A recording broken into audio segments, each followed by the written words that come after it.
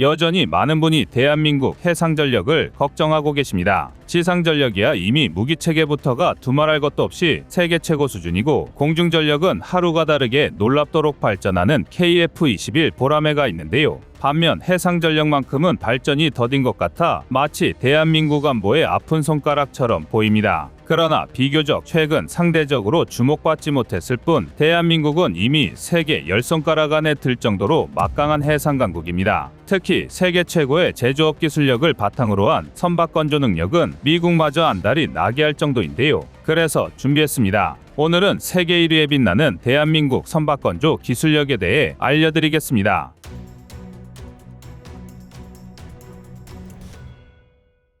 최근 미 해군 소속 톰 앤더슨 제독이 비밀리에 대한민국 조선소를 방문했다는 사실이 뒤늦게 확인되었습니다. 앤더슨 제독이 방문한 조선소는 흔히 조선 빅3라고 불리는 한국조선해양, 대우조선해양, HJ중공업 등이었는데요. 이로 인해 전 세계 군사 관계자들과 전문가, 외신 사이에서 대한민국 조선업계가 가장 주목받는 하도로 떠오르고 있습니다. 그도 그럴 게 톰 앤더슨 제독은 그냥 지휘관이 아니라 미 해군 내에서 굉장히 특별한 조직을 이끌고 있는데요. 바로 미 해군의 선박 프로그램 집행국, 일명 PEO-10입니다. 왜 그렇게 언론과 전문가들이 초유의 관심을 보이고 있는지 납득이 가는데요. PEO-10는 구축함, 상륙정, 특수목적선뿐만 아니라 잠수함과 수상함, 그리고 군수지원함에 이르기까지 미 해군이 사용하는 모든 전투용 선박의 개발과 조달을 책임지는 조직입니다. 한국으로 치면 함정만 전문으로 취급하는 방위사업청이라고 할 수 있는데요. 즉, 전 세계를 누비는 미 해군 조달사업 수장이 대한민국을 대표하는 조선소 3곳을 찾은 것입니다. 그리고 이로 인해 대한민국에서 미 해군 함정 건조 사업을 수주할 확률도 기하급수적으로 높아졌는데요. 그런데 일각에서는 톰 앤더슨 제독의 방문을 그저 희망적인 시선으로만 바라봐서는 안 된다고 주장합니다. 지금까지 PEO-10가 보여준 행보를 보면 지나칠 정도로 동종업계 간의 경쟁을 부추겨서 단가를 후려치는 경우가 대부분이었기 때문인데요. 그렇다 보니 출혈 경쟁으로 대한민국이 수주에 성공하더라도 오히려 미치고 장사하는 것 아니냐는 우려 섞인 목소리가 나오는 것입니다. 하지만 결론부터 말해 대한민국이 미국에 아쉬운 소리를 할 가능성은 현저히 적습니다.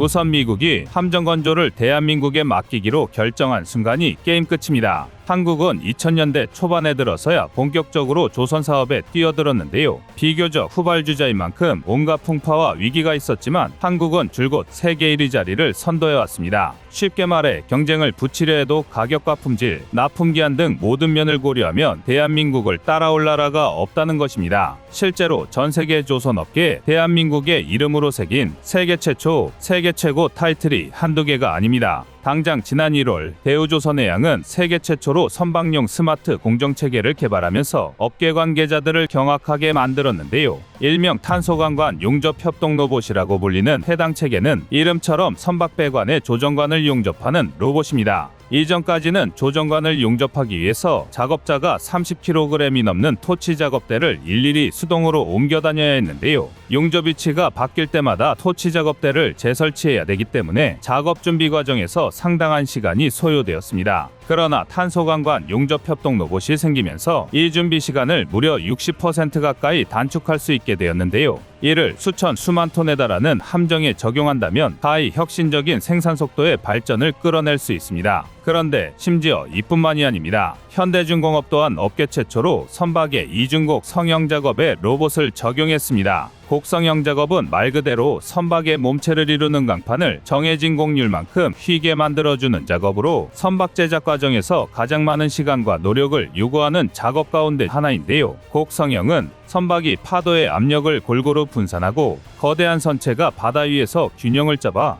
넘어지지 않게 하는데 가장 결정적인 역할을 하기 때문에 선박 건조 과정에서 가장 중요한 부분이라고 할 수 있습니다. 현대중공업은 이 곡선형 작업을 기존 화염가열을 통해 작업자가 수작업으로 진행했던 방식에서 고주파 유도가열과 자동가열선 생성 기능을 갖춘 6축 다관절 로봇을 이용하는 방법으로 한 단계 진화시켰는데요. 이 덕에 곡성형 생산성을 기존보다 3배 이상 높였을 뿐만 아니라 매우 정밀한 작업 방식과 표준화를 통해 품질까지 향상시켰습니다. 한마디로 생산 속도와 안전까지 동시에 챙긴 건데요. 심지어 이로 인해 연간 100억 원을 절감하면서 가격 경쟁력까지 확보할 수 있었습니다. 이 정도면 대한민국이 왜 조선 1위 강국인지, 미국 PE50가 왜 대한민국을 찾았는지 짐작이 가실 텐데요. 그런데 여기서 끝이 아닙니다. 대한민국이 갖춘 세계 최초이자 최고의 조선 기술력은 선박의 몸체, 즉 하드웨어에만 국한된 것이 아닙니다. 소프트웨어에서도 세계 1위다운 기술 수준을 보여주고 있는데요. 바로 방위산업기술지원센터와 한화시스템이 공동으로 개발한 선박 추진체계 동적 시뮬레이션 소프트웨어입니다. 동적 시뮬레이션은 간단하게 말해 실제 선박의 추진 장비를 컴퓨터로 매우 상세하게 재현해주는 프로그램인데요. 특히 현대식 선박 건조 과정에서는 디젤 엔진으로 분류되는 기계식 추진 체계와 전기동력기를 함께 사용하는 경우가 많기 때문에 동적 시뮬레이션이 필수적입니다. 한치의 실수도 용납되지 않는 선박 건조 과정에서 배의 심장이나 마찬가지인 엔진 또한 제작 과정에서부터 티끌만한 오차도 허용하지 않는 완벽을 요구하는데요. 동적 시뮬레이션 프로그램은 실제 선박의 추진 장비를 컴퓨터 그래픽을 통해 매우 정밀하게 재현할 수 있기 때문에 선박이 실제 해상작전에서 수행할 수 있는 긴급기동, 긴급정지, 급선회와 같은 작전 상황을 미리 확인할 수 있습니다. 이뿐만 아니라 풍속, 풍향, 조류 속도와 같은 다양한 해상 상황을 적용하여 선박의 기동 능력을 예측하고 이와 관련된 광범위한 데이터를 획득할 수 있는데요. 오죽하면 미 국방부가 발표한 무기체계 개발 요구 보고서에서도 함정 건조 프로그램을 시작하기 전에 시행되는 시스템 엔지니어링이 얼마나 상세했느냐를 무기체계 성공의 핵심 요인으로 보고 있습니다. 대한민국은 바로 여기서 자립에 성공한 건데요. 이전까지는 추진체계 통합 과정에서 해외 업체의 기술을 사용해야 했고 그때마다 국내 선박 설계 자료를 어쩔 수 없이 공유해야만 했습니다. 데이터 값을 입력해야 제대로 된 정보를 얻을 수 있기 때문이었는데요. 하지만 이제는 대한민국이 개발한 동적 시뮬레이션 덕분에 모든 데이터를 온전히 대한민국이 관리할 수 있게 되었을 뿐만 아니라 설계 자료와 기술 유출 우려를 원천적으로 차단할 수 있게 되었습니다. 여기까지 정리해보자면 대한민국은 세계 조선업 1위에 걸맞은 기술력과 생산 능력, 가격 경쟁력을 모두 보유한 국가로서 미국이 바라는 모든 능력을 전부 갖추고 있는데요.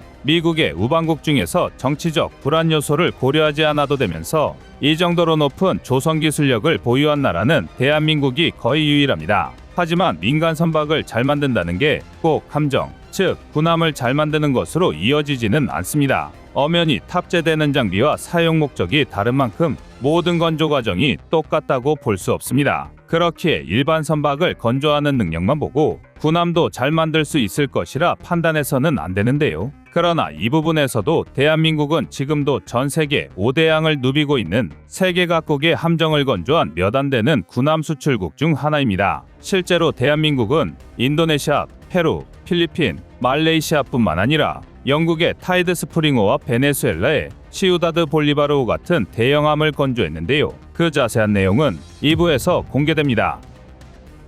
안녕하세요, 꺼리투브입니다. 여러분의 가부나 성원에 힘입어 군사무기에 관심 없는 분들도 쉽게 이해하실 수 있는 대한민국의 육해공 군사무기의 숨은 비하 이야기를 책으로 엮었습니다. 하루 종일 검색해도 절대 찾을 수 없었던 비밀스러운 내용을 이제 책으로 만나보세요.